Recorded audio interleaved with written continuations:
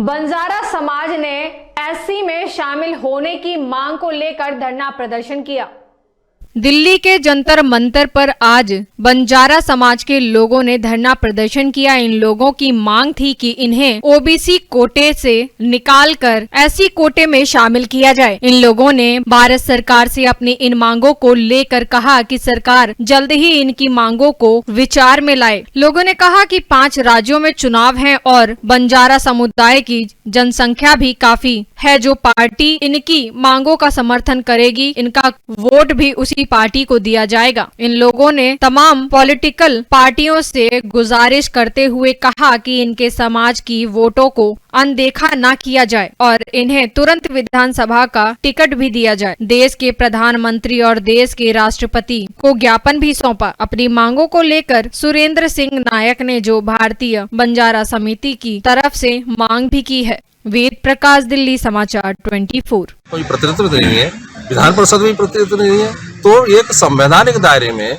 जितने भी उत्तर प्रदेश में एमएलए की संख्या है 403 है, उसके हिसाब से संविधान के दायरे में 1/3 भाग यानी कि 133-34 सीटें एमएलसी की होनी चाहिए। तो इस समय उत्तर प्रदेश में 100 सीटें हैं एमएलसी की, तो इस हिसाब से कम 33 सीटें और बढ़ सकती हैं। तो भारत सरकार को चाहिए कि प्रस्ताव मंगा के उसको पास कराए और जो है ना कम से कम 33 सीटें एमएलसी की और बढ़ाई जाए उत्तर प्रदेश में।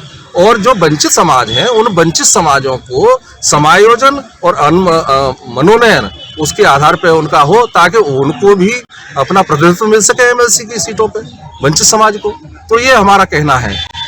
दूसरा एक है कि अभी जो है बंजारा समाज जो एसटी का मामला है, भारत सरकार को चाहिए कि लोकसभा और राज्यसभा में हमारी आवाज बुलंद हो और लोकसभा और राज्यसभा से प्रस्ताव पास होके बंजारा समाज को एसटी में सम्मिलित कराया जाए और यूनियन कैबिनेट में प्रस्ताव लाकर इस समय अध्यादेश जारी कर सकते हैं, तो अध्यादेश जारी कराएं।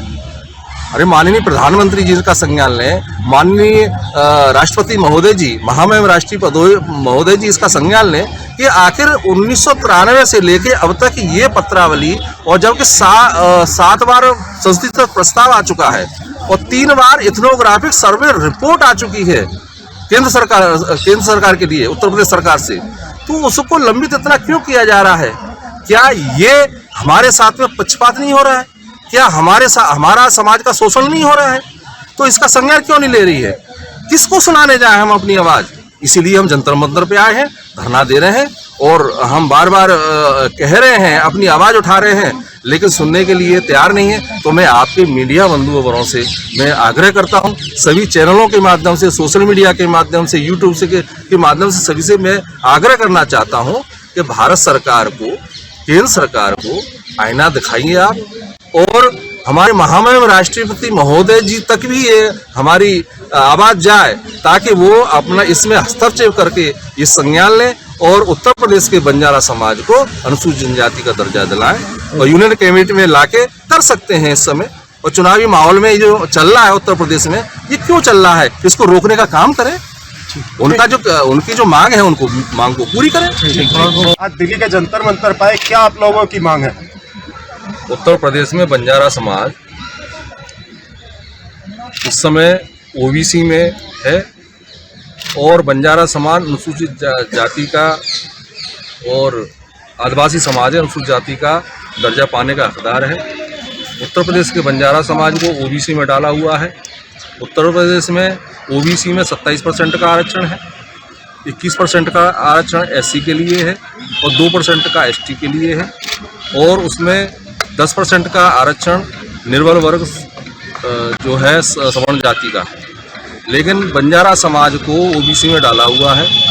बंजारा समाज की मांग 1993 से है और सन 1993 से लेके और 2019 तक 7 बार संसदीय से प्रस्ताव भारत सरकार को भेजा हुआ है और 3 बार इथनोग्राफिक सर्वेक्षण अध्ययन रिपोर्ट भारत सरकार को भेजी हुई है।